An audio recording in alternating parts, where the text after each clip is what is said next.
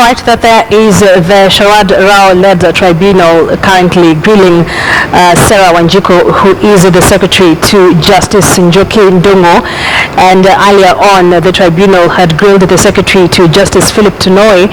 Sarah Wanjiku is currently being grilled because she shares an office with the secretary to Justice Philip Tunoi, and what we are seeing is the tribunal, together with lawyer Fred Ngatia, who is representing Justice Philip Tunoi, just picking Sarah Wanjiku's brain and trying to find out whether really she knows something with regards to the 200 million bribery allegations against the Supreme Court judge, who is said to have taken the bribe in a bid to make a favorable ruling for Nairobi County Governor Evans Kidero. Well, we will definitely be keeping you up to date with the same, but let's move on to other things. The president and his deputy will today begin a 3-day visit of the northeastern counties of Mandera, Wajir and Garissa. The tour kicks off in Mandera, where the head of state will inspect the construction of the Elwak-Wargudud road and later break ground for the construction of the Wargudud airport and the rhamu-mandera road. On Friday, he is expected in Wajir to commission the Wajir Medical Training College, upgrading of the Wajir Hospital to level 5 status, and launch 2 key education programs. The visit ends on Saturday in Garissa County, where the president will commission the construction of roads, inspect the progress of the Masalani water project, and the construction work of the new hostel at the Garissa University.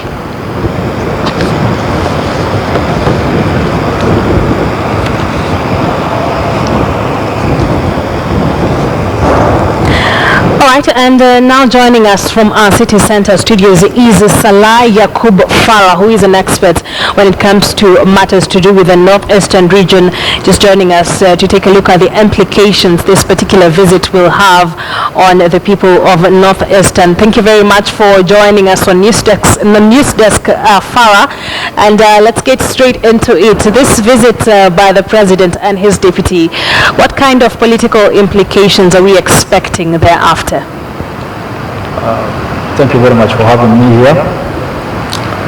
As you have said, this visit has political implications, in that the climate now politically in northeastern province is not as Jubilee has expected before, in that quite recently there was a pastoralist party which has had its roots in Isiolo.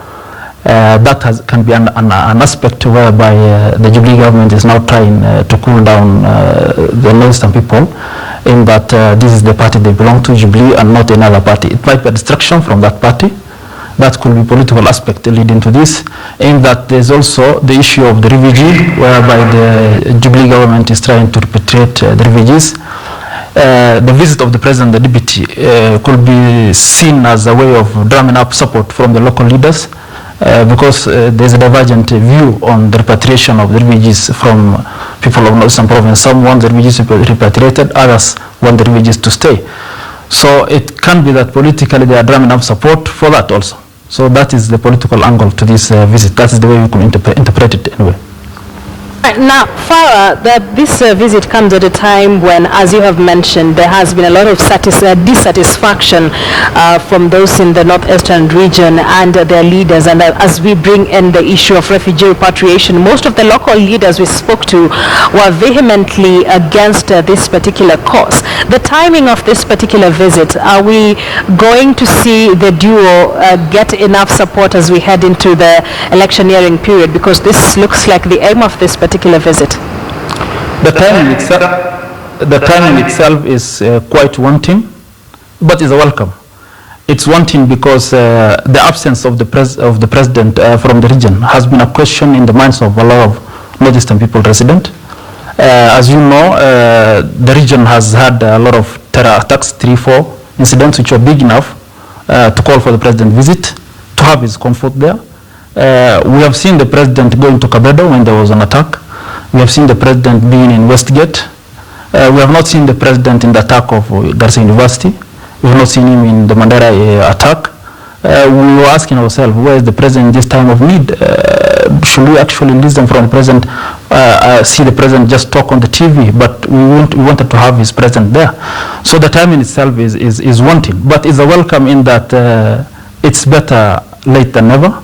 We have not, this had been a trend with previous regimes where the presidents only come during the electioneering periods or when they want to drum out support. We thought His Excellency the President's time, this reign, Jubilee government will be different. We thought that he will be there frequently, having in mind that Mandera County has given 99% support to Jubilee government, more than even Kiambu, which is the home county of the president. So we thought he'll be there and will be the darling of the president, but that never happened.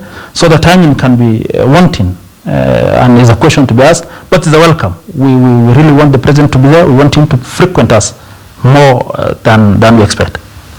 Thank you very much. We would continue with this discussion, but I understand we do not have much time. But thank you for joining us. Salah Yakub Farah is an expert when it comes to matters to do with the Northeastern. As you understand, the president and his deputy and a number of leaders are on a 3-day visit to the Northeastern region, a region that has really felt neglected since the duo came into power in 2013. So definitely the president and his deputy will be looking to getting support from that particular region even as the country heads into an electioneering period.